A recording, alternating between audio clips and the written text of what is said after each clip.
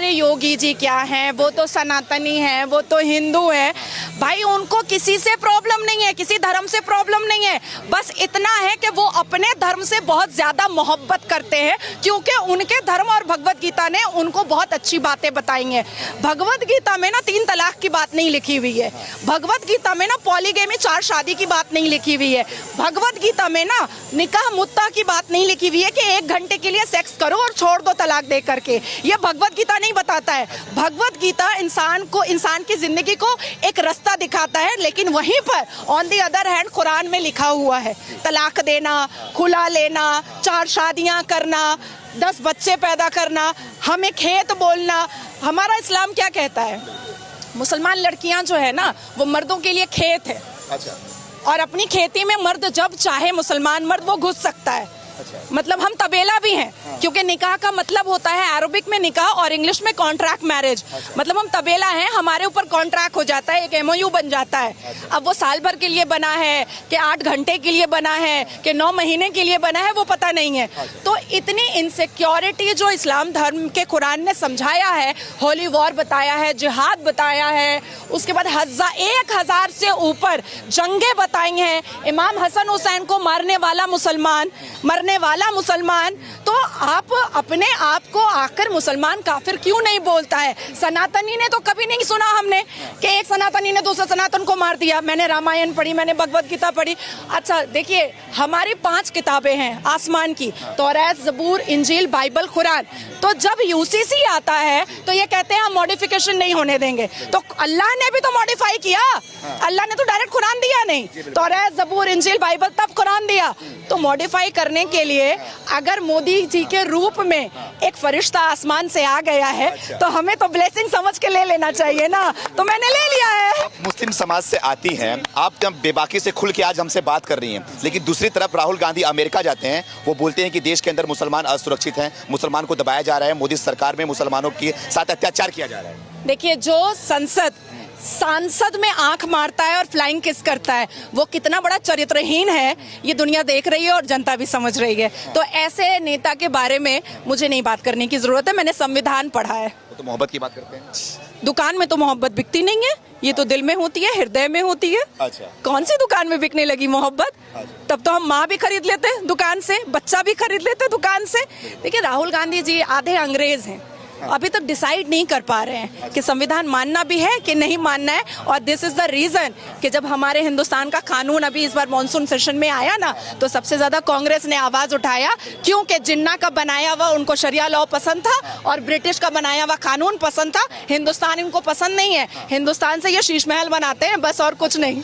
Ma'am ये बताइए, क्या लग रहा है कि मोदी सरकार ने 9 साल में जो काम किया है, उस 9 साल के बलबूते 24 में सही लग रहा है कि हैट्रिक मार पाएगी, या फिर इस बार राहुल गांधी का चांस लग रहा है आपको? जय श्री राम, जय श्री राम।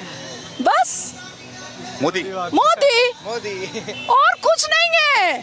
कुछ भी नहीं है। 24, 25, 26, 27, 28, 29, 30, 31, 32, 33, 34, 35, 50, 100 मोदी जी।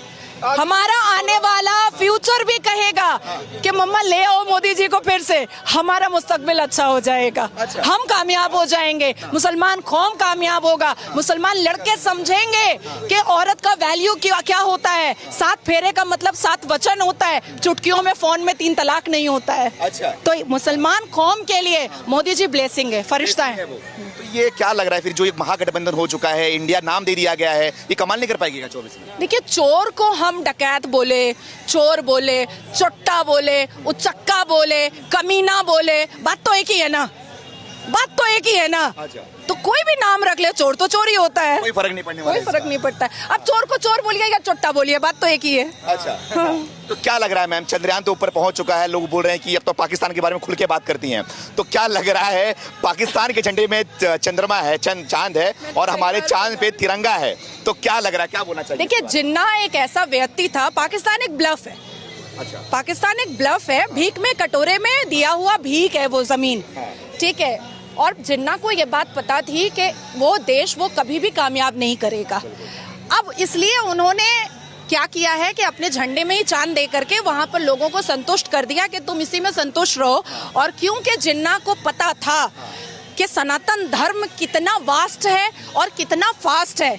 हम तो चांद पर जाएंगे ये उसको पता था, इसलिए उस चंद्रमा और सितारा उसने झंडे में दे करके उन लोगों को कहा लॉलीपॉप लो और चुपचाप से बैठो।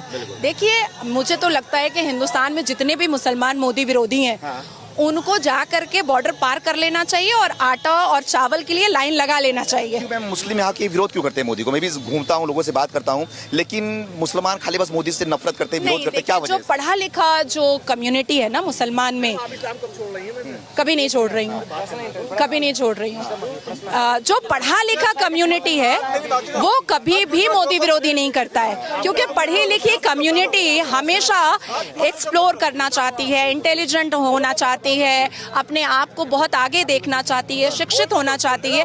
ये वो लोग हैं जो लव जिहाद किया करते थे, जो हिंदू बच्चियों को पहला फुसला करके ट्रैप में फंसाते थे, उनका कन्वर्शन कराते थे, चोरी डकैती करते थे, बीवियों को लात मार करके छोड़ देते थे, बीवियों को बच्चा पैदा करने की मशीन समझते थे।